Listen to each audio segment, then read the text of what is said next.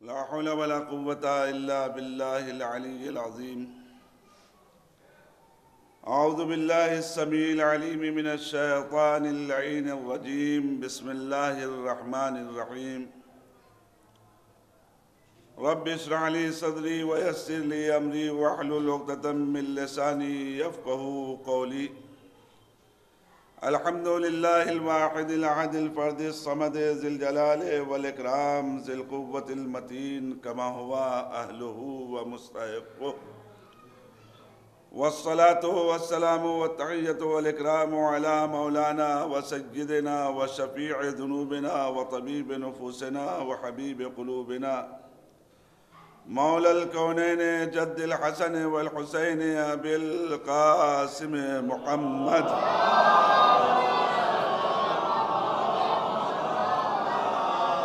وأهل بيته الطيبين الطاهرين المعصومين المظلومين المقتولين، واللعنة الدائمة الباقية على أعدائهم وقتلتهم وغاصبي حقوقهم ومنكري فضائلهم أجمعين من يومنا هذا إلى صباح يوم الدين. أما بعد، فقد قالت الزهراء سلام الله عليها: يا من خص نفسه بالبقاء وخلق لبريته الموت والحياة والفناء. صلوات پڑھیں محمد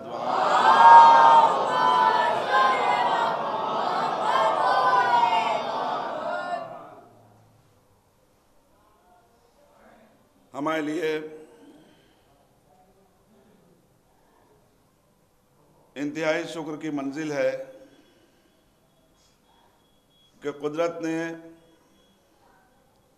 ہمارے قلوب کو محبت فاطمۃ الزہرا سے نوازا ہے.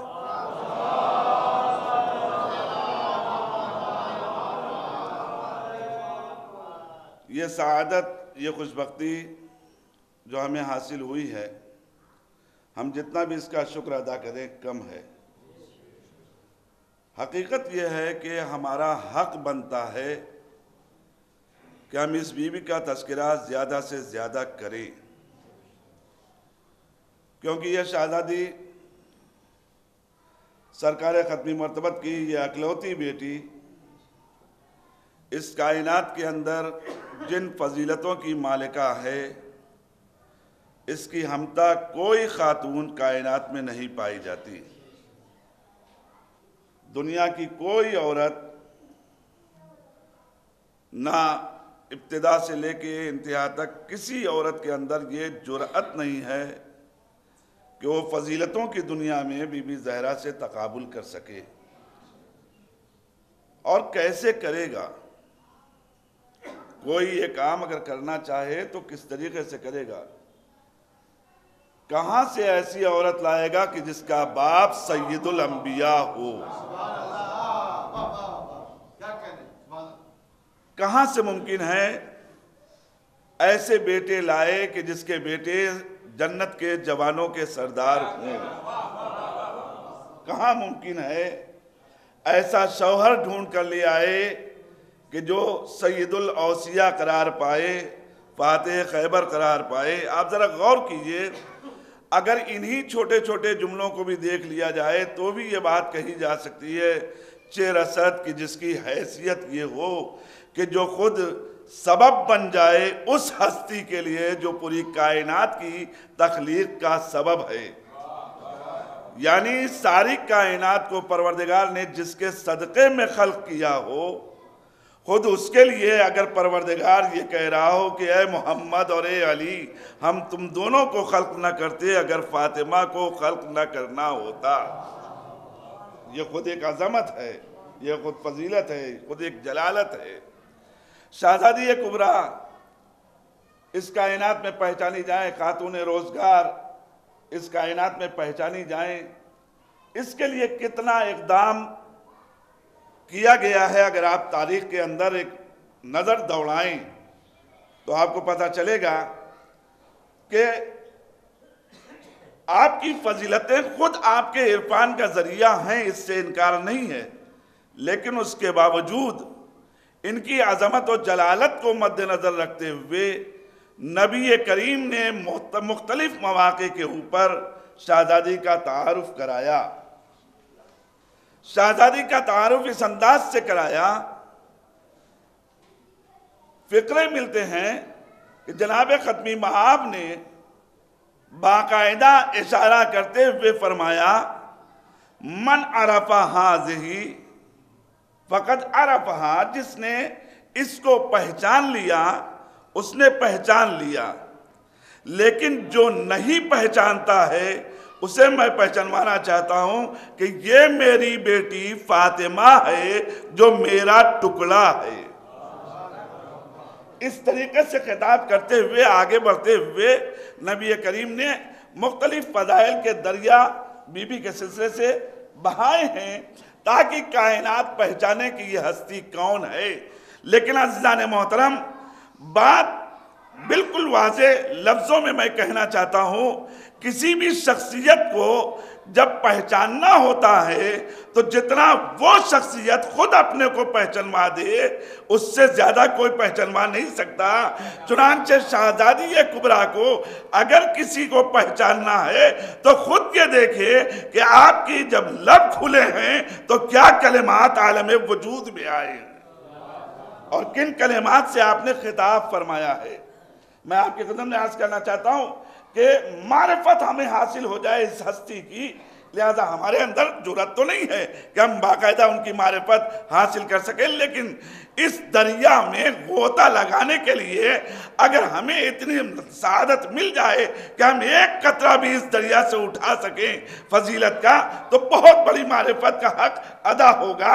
اس کے بنیاد کے اوپر میں جملے آپ کی خدمت میں عرض کرنا چاہتا ہوں کہ آپ دیکھیے، جب آپ باب توحید میں لب کشائی کرتی ہیں تو الگ انداز ہے، الگ ہنر ہے، الگ طریقہ ہے کہ جو بی بی نے اختیار کیا ہے. اسی طریقے سے رسالت مآب کا تعارف جب کراتی ہیں تو الگ طریقے سے کراتی ہیں. آپ نے مختلف مواقع کے اوپر نبوت کا بھی تعارف کرایا ہے، رسالت کا بھی تعارف کرایا ہے، امامت کا بھی تعارف کرایا ہے. یہ سارے تعارف کراتے ہوئے بھی اپنے کو اس بارگاہ احدیت میں جب پیش کرتی ہیں تو عظمت کی منزل میں شہزادی جب کہتی ہیں تو دست دعا بلند کرتے ہوئے اپنے بارے میں جملے کہتے ہوئے کائنات کو سمجھاتی ہیں کہ ہم نے خالق کو کیسے پہچانا، ہم نے معبود کو کیسا پہچانا، ہم نے اس حقیقی خداوند متعال کو کس طریقے سے پہچانا ہے. آپ ذرا غور کیجئے، لفظ مختصر سی ہیں مگر معرفت کا دریا ہے کہ جو آپ نے بہا دیا. میں نے آپ کی خدمت میں ابھی جو ابتدا میں جملہ عرض کیا ہے بی بی کا، اس سے رک کر دوسرا جملہ آپ کی خدمت میں پہلے عرض کرنا چاہتا ہوں جو میں نے بارہا مختلف مقامات پہ پیش کیے ہیں. بی بی نے اپنے دعاؤں میں ایک جملہ فرمایا، اللہم ذلل نفسی فی نفسی، اے میرے خدا تو میرے نفس کو میرے لیے ذلیل کر دے. دیکھیے آپ توجہ کیے، بظاہر یہ لفظ عجیب سی لگتی ہے کہ شہزادی نے یہ کیا کہہ دیا کہ تم میرے نفس کو میرے لیے ذلیل کر دے، میرے لیے ذلیل کر دے. ذلل نفسی فی نفسی، میرے نفس کو ذلیل کر دے میرے لیے، میرے اپنے آپ کے لیے. آپ سوچے تو کہ اتنا بڑا جملہ شہزادی کیوں کہہ رہی ہیں، کس بنیاد کے اوپر کہہ رہی ہیں. توجہ کریں، کیا ان کے ہاں نعوذ باللہ کہیں سے تصور ہے کہ ان کے ہاں تکبر پیدا ہو جائے، ان کے ہاں گھمنڈ پیدا ہو جائے، ان کے ہاں غرور پیدا ہو جائے؟ نہیں، کوئی امکان نہیں ہے. ان سارے امکانات سے ماورا عصمت کی مالکہ بھی ہیں، آیہ تطہیر کا پہرا بھی لگا ہوا ہے. ان ساری کیفیتوں کے بعد دست سے دعا اٹھا کر یہ جملے کہہ رہی ہیں. کیا بتانا چاہ رہی ہیں کہ اس خالق کو پہچانو کہ جس میں اتنی عظمتوں کی مالکہ بھی اگر مطالبہ کرتی ہے تو نفس کی تذلیل کا مطالبہ کرتی ہے، نفس کے غرور کا مطالبہ نہیں کرتی. ایک صلوات پڑھیے محمد اپنی عظمت کو. اب یہاں پر میں کائنات کے سارے انسانوں سے یہ جملہ کہنا چاہتا ہوں، بی بی کو ضرورت نہیں تھی کہ یہ دعا کریں. اصل میں یہ سلیقہ دینا تھا کہ ہمیں تعلیم کیسے عطا کی جائے، لہذا تعلیم ہمیں دے رہی ہے یہ جملے کہہ کر کے اللہم ذلل نفسی فی نفسی، اے میرے پروردگار میرے نفس کو میرے اپنے آپ کے لیے ذلیل کر دے۔ کیوں بی کس لیے ذلیل کر دیں، کس وجہ سے ذلیل کر دیں؟ بس توجہ رہے، ایک جملے میں بات کہنا چاہتا ہوں۔ بی کہنا چاہتی ہیں میں اس جملے سے تمہیں سمجھانا چاہتی ہوں کہ یاد رکھنا جب تک اپنی کمتری کا احساس رہے گا اس وقت تک انسان کو کمال کی طرف قدم بڑھانے کا موقع ملے گا۔ ایک صلوات پڑھیے محمد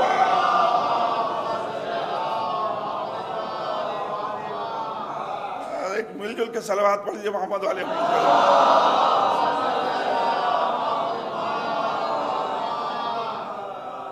جب تک انسان کو یہ احساس رہے گا کہ ہمارے پاس کمی ہے اس وقت تک کوئی دوسرے کے عیب کی طرف نہیں جائے گا، بلکہ اپنی کمی کو دور کرنے کے لیے اسی میں ملوث رہے گا۔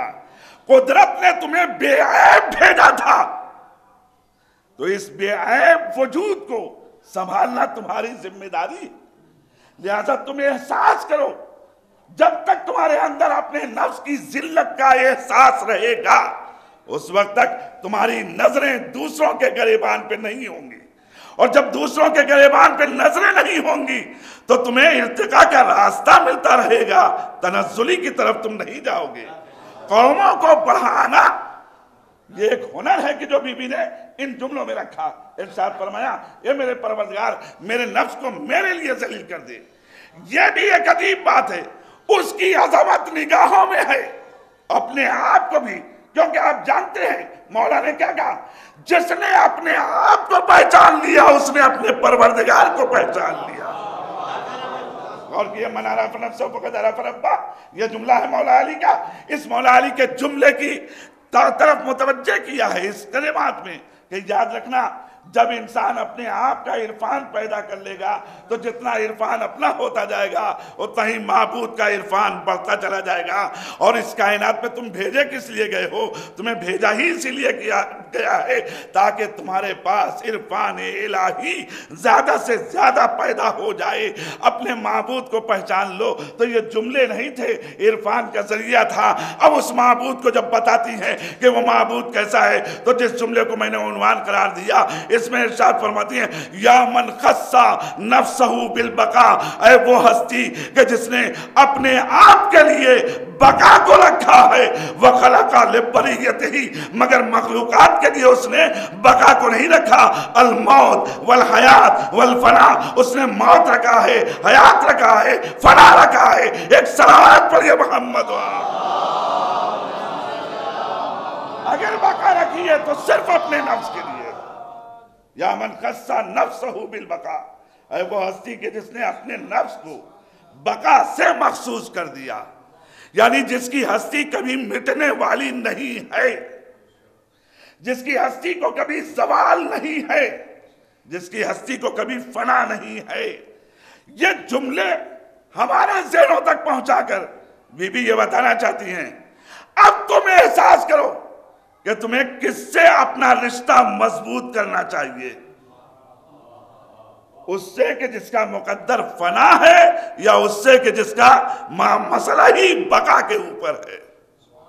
خود محسوس کرو کہ تمہارا رشتہ کس سے مضبوط ہونا چاہیے، کس ہستی سے۔ دیکھیں توجہ کیے، فضیلتیں آپ برابر سنتے رہتے ہیں اور یقینی طور پر میں بھی دو چار جملے تو عرض کروں گا ہی، لیکن میں چاہتا ہوں کہ تعلیم جو بی بی نے دی ہے اس سے بھی تو اپنے کردار کو سنوارا جائے۔ یہ خود ایک بہت بڑی فضیلت ہے کہ شہزادی کو اس انداز سے پہچانا جائے۔ ارشاد فرماتی ہیں یا من خصا نفسہ بالبقا، اے وہ ہستی کہ جس نے اپنے آپ کو مخصوص کر دیا ہے بقا کے ساتھ۔ کوئی کائنات میں ایسا نہیں ہے کہ جو باقی رہ جائے، اگر باقی رہنے والا کوئی ہے تو وہ پروردگار ہے۔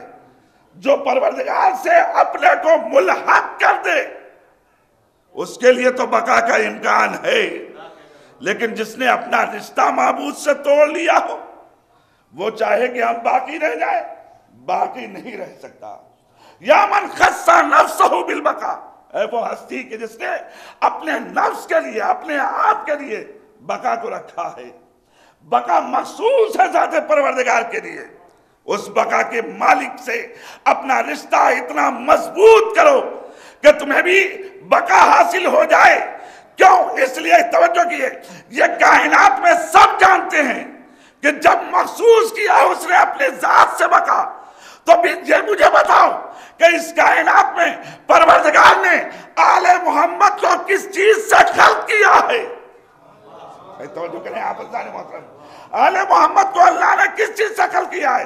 بی بی اس طرح بھی متوجہ کریں گے کیونکہ ہماری تخلیق نور خدا سے ہے. نور خدا کو بقا ہے، سوال نہیں. لہذا ہمیں بھی بقا ہی حاصل ہے، ہمیں بھی سوال نہیں ہے. اب تم اگر چاہتے ہو بقا حاصل کرنا تو ہم سے اپنے آپ کو وابستہ رکھو. یہ سب ہوتا رہتا ہے. ایک صلوات پڑھیے.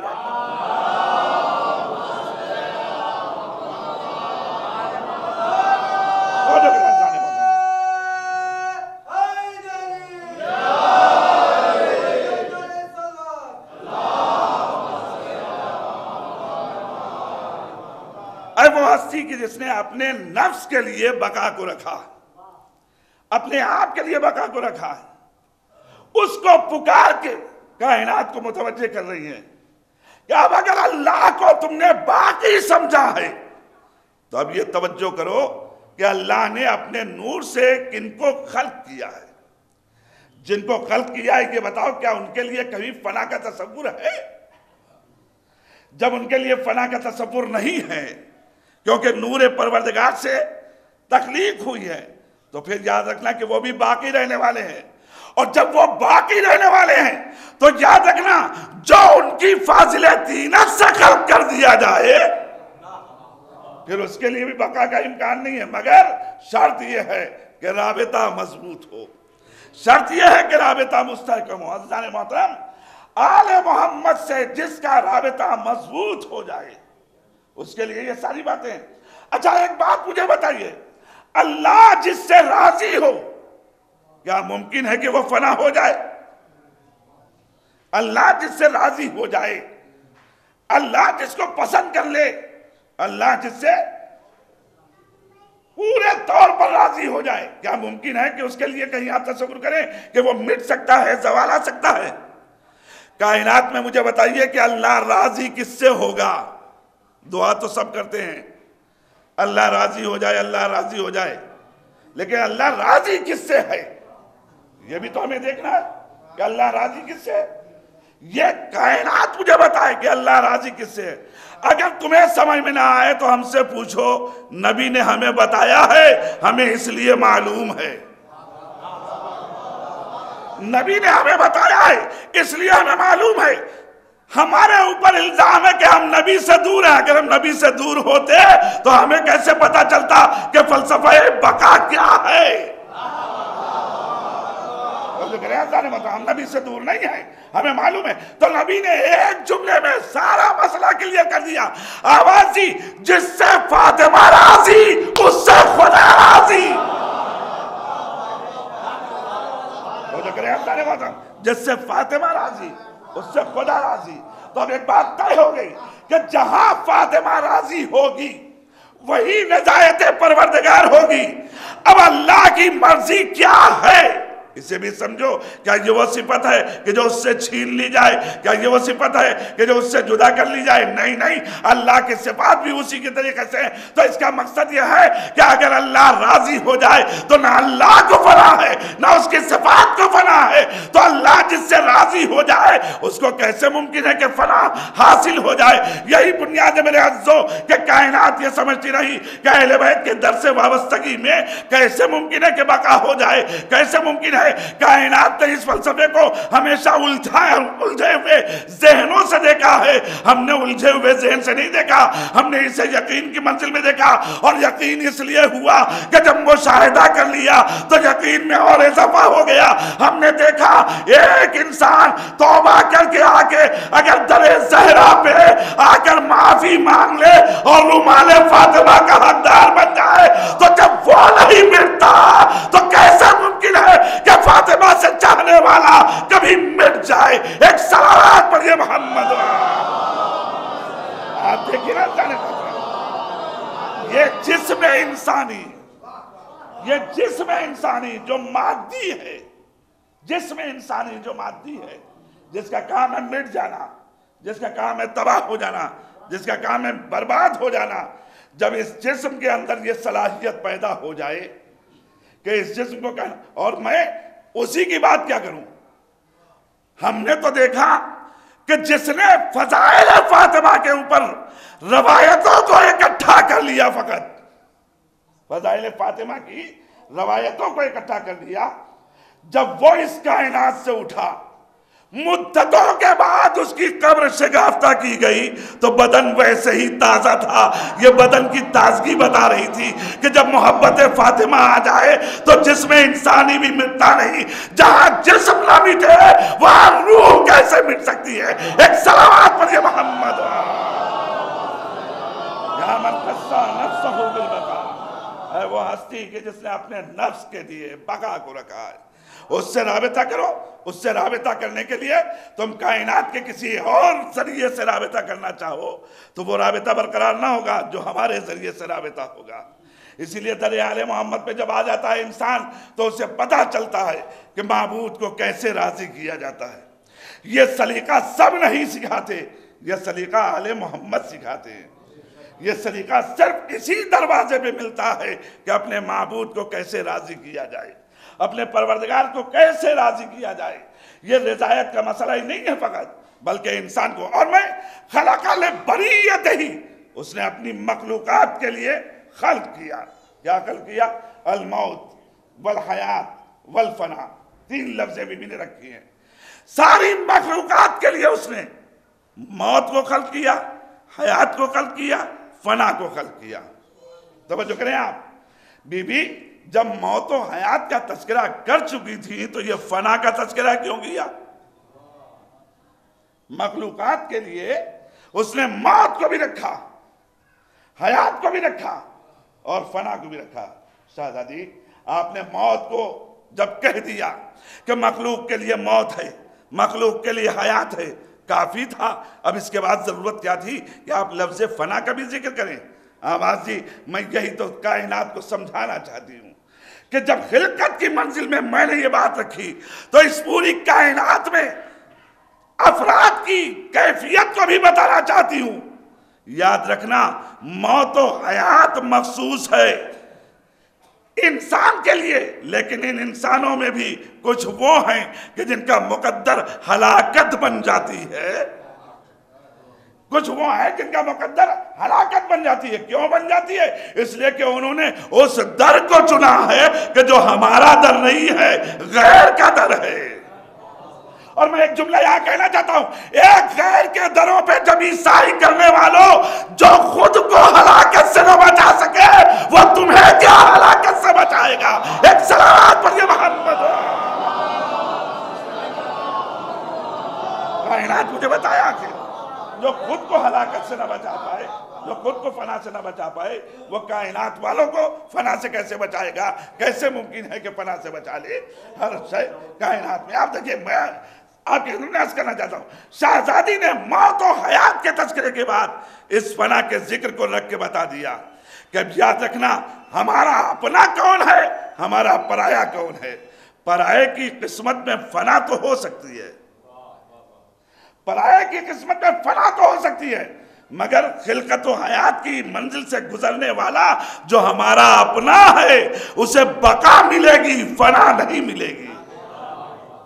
بقا کی طرف اس کو جانا ہے عزیزان محترم۔ اور یہ وہ بیوی ہے کہ جس نے اس کائنات میں تمام چیزوں کو اس انداز سے پیش کیا ہے کہ کائنات سرد ہوتی ہے۔ میں کیا عرض کروں آپ کی خدمت میں، جتنا کم موقع میں شہزادی کو ملا ہے بولنے کا، تاریخ آپ کے پیش نظر ہے، 18 برس کی حیات ہے۔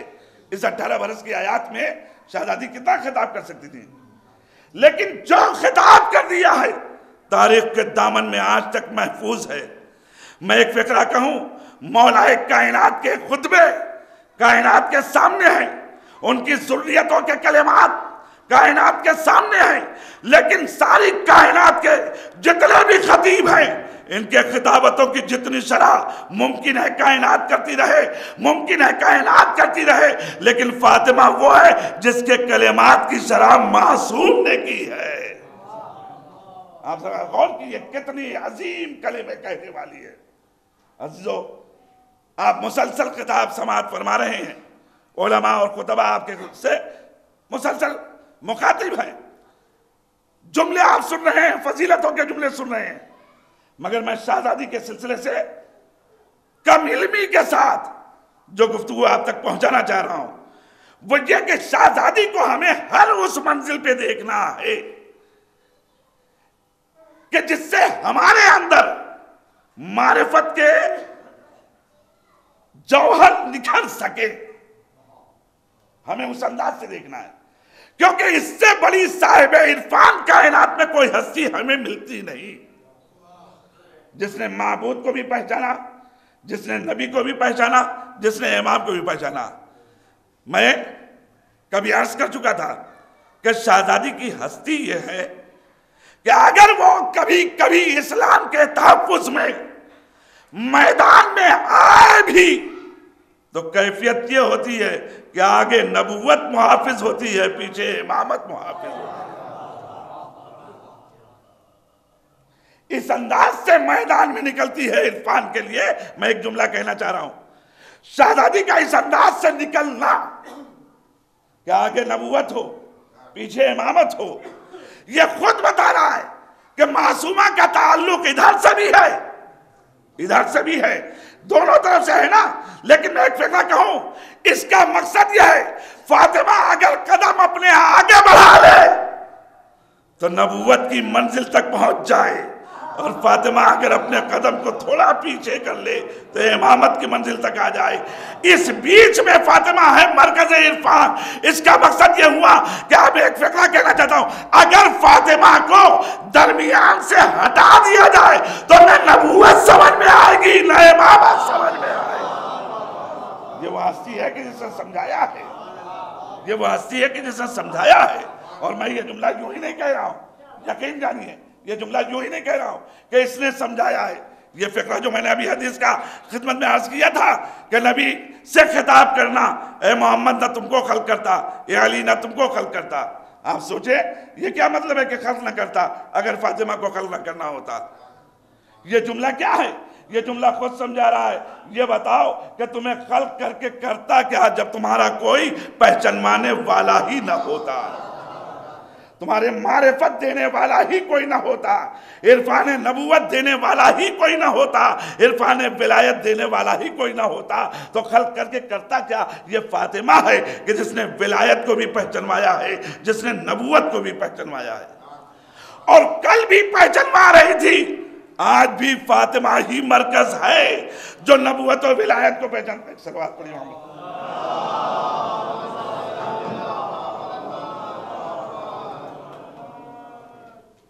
ایک مل جل کے صلوات پڑھیے محمد والے۔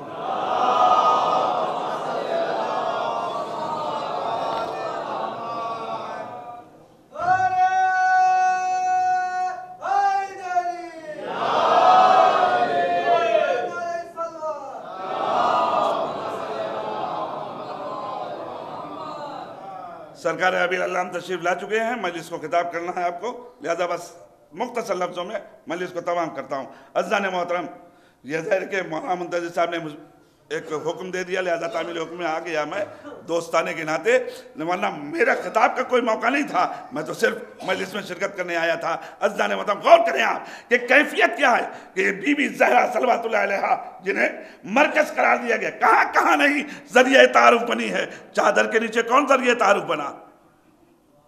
بھائی جب پنجتن جمع ہوئے تھے تو ہر ایک تو اس قابل تھا نا کہ جس کے ذریعے سے تعارف کرایا جا سکے، مگر فاطمہ ہی کو مرکز تعارف بنایا گیا۔ کیوں؟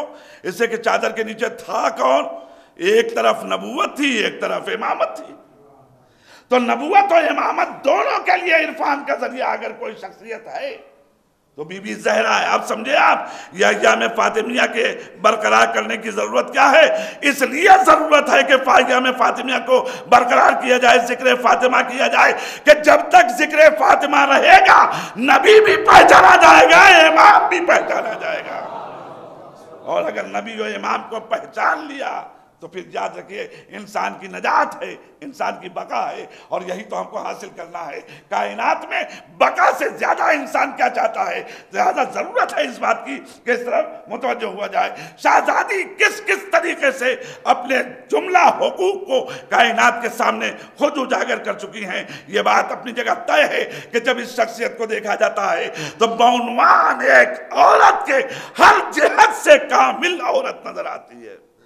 ساری عورتوں میں آپ نقائص کوئی نہ کوئی ضرور پائیں گے، مگر یہ ایک عورت ہے کہ جس کے اندر کہیں سے کوئی نقص آتا ہی نہیں۔ کیسے آ جائے نقص، کیسے آ جائے نقص کہ جو مرکز کمالات، مرکز تعارف کمالات ہے، اگر وہی ناقص رہ جائے تو کمال کو پہچانے گا کون؟ مرکز عرفان کمالات ہے نا، یعنی کمالات کے مالک کون ہے؟ نبی، امام، یہ کمالات کے مالک ہیں، اور ان کے عرفان کا ذریعہ کون ہے؟ شہزادی۔ تو اگر شہزادی کے اندر کہیں سے کوئی خدا نہ کرتا نقص ہو جائے، کہیں سے کوئی کمی ہو جائے تو کون پہچانے گا؟ لہذا شہزادی کو پروردگار عالم نے کچھ الگ انداز کا بنایا ہے۔ اب میں یہ جملہ میں آپ کے خدمت میں جو عرض کر چکا کہ کچھ الگ انداز کا بنایا، اس کی بھی ایک منزل ہے کہ جو آپ کے خدمت میں عرض کرنے جا رہا ہوں۔ آپ دیکھیں، نبی سب سے معظم، صاحب عظمت، صاحب فضیلت، ہر اعتبار سے اس سے بڑا کائنات میں کوئی نہیں۔ آپ اکثر یہ جملہ سنتے ہیں، بعد از بزرگ، بعد از خدا بزرگ تو ہی، قصہ مختصر جملہ آپ سنتے رہتے ہیں نا، سب سے بڑا ہے۔ اس نبی کو پروردگار عالم نے کتنے احترام سے دیکھا ہے، مگر آپ ذرا خود غور کریں، جو کچھ بھی نبی کو دینا ہوا، قدرت نے نبی کو زحمت نہیں دی، نبی کو کبھی زحمت نہیں دی۔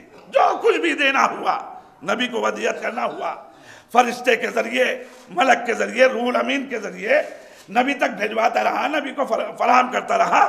لیکن ایک مرحلہ ہے فقط کہ جہاں نبی کو بھی اللہ نے زحمت دی، اور وہ مرحلہ کب ہے؟ کون سا ہے؟ جب بی بی فاطمہ کو عطا کرنا ہوا تو پروردگار نے معراج میں نبی کو بلوایا۔ حضر اندر لگائیے، وہاں بلوایا، اور بلوا کر نور فاطمہ کو ودیعت کیا ہے۔ یہ کیا مرحلہ ہے کائنات کی نظروں میں؟ میں یہ پوچھنا چاہتا ہوں کائنات والوں سے، کچھ تو مجھے بتاؤ، آخر سبب کیا ہے کہ پروردگار نے وہاں بلوایا، یہاں فاطمہ کو نہیں بھیجا، بلکہ فاطمہ کو دینے کے لیے معراج میں نبی کو بلایا؟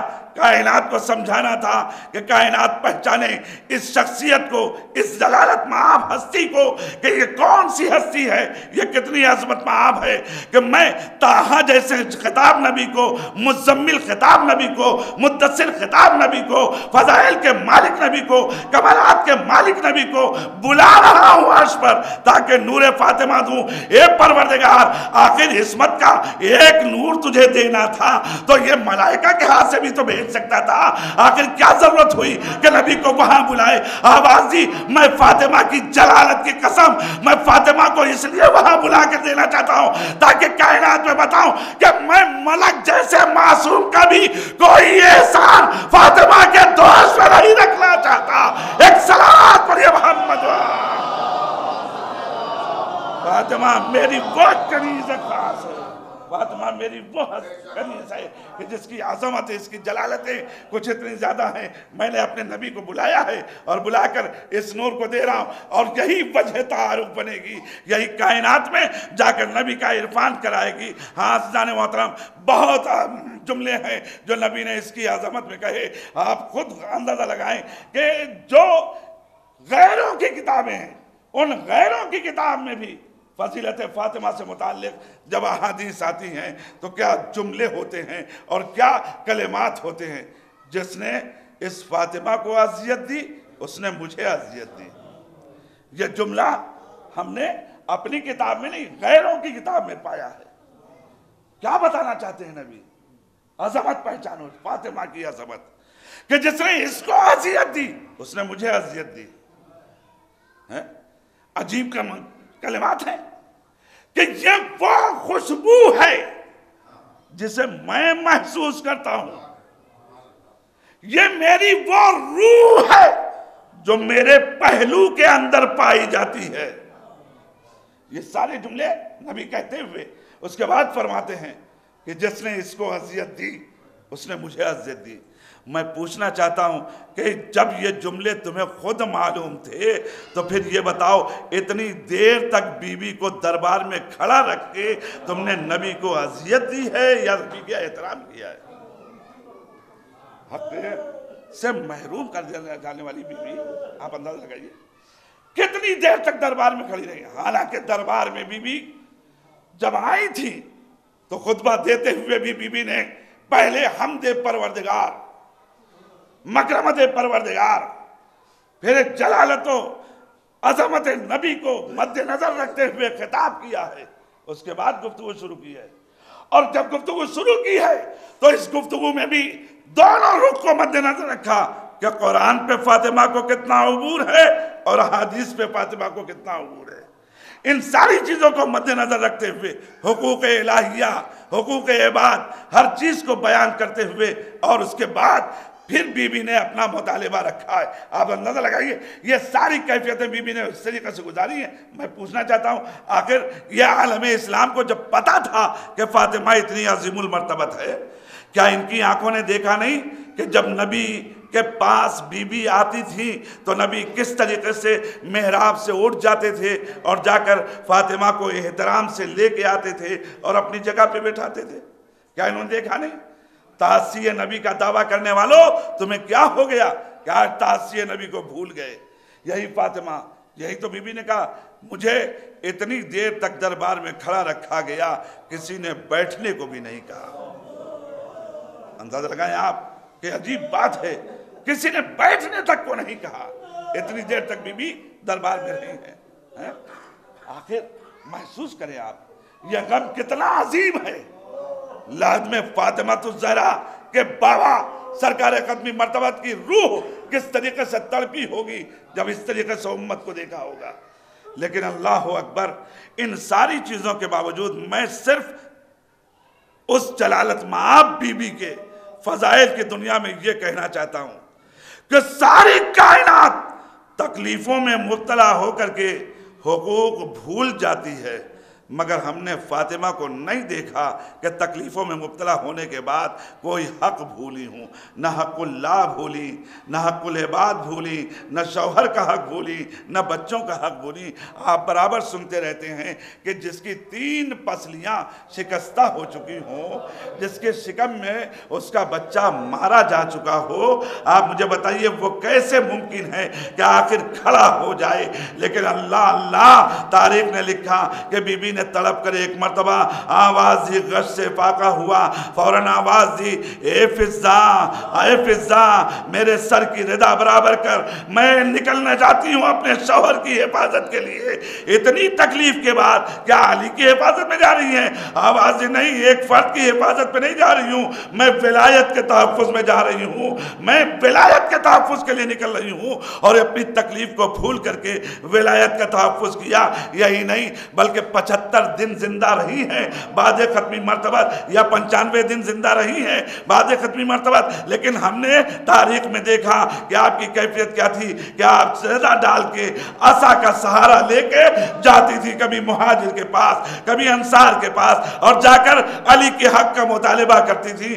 اللہ یہ کیفیتیں. اور جس دن آپ کا وصال ہونے والا تھا اس دن تاریخوں نے لکھا ہے کہ فاطمہ کی عجیب کیفیت تھی. آپ نے کپڑے بھی دھوئے ہیں، آپ نے گھر کے امور کو بھی انجام دیا ہے، آپ نے بچوں کو نہلایا بھی ہے. یہ ساری کیفیتیں تاریخ نے لکھی ہے. میں پوچھنا چاہتا ہوں اتنی تکلیف کے بعد ان چیزوں کا احساس کرنا یہ کیسے ممکن ہے؟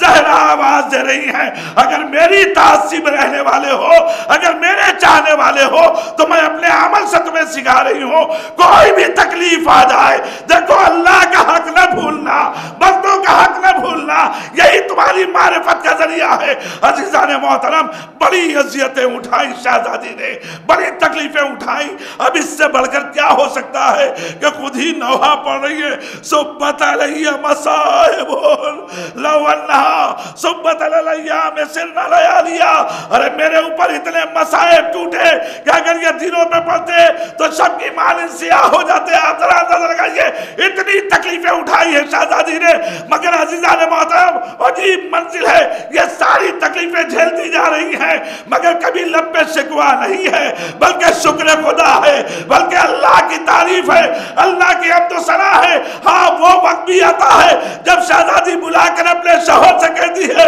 اے میرے وارث مجھے آپ غسل دیجئے گا، مجھے آپ کفن پہنائیے گا، مجھے آپ دفن کیجئے گا۔ ارے شب کے سناٹے میں جب علی مرتضیٰ فاطمہ کو غسل دینے لگے تو ایک مرتبہ پسلی کے اوپر ہاتھ جو پڑا، ارے مولا چیخے حال فاطمہ اپنا زخم چھپائے نہیں اور مجھ سے بھی نہ کہا جزاکم اللہ۔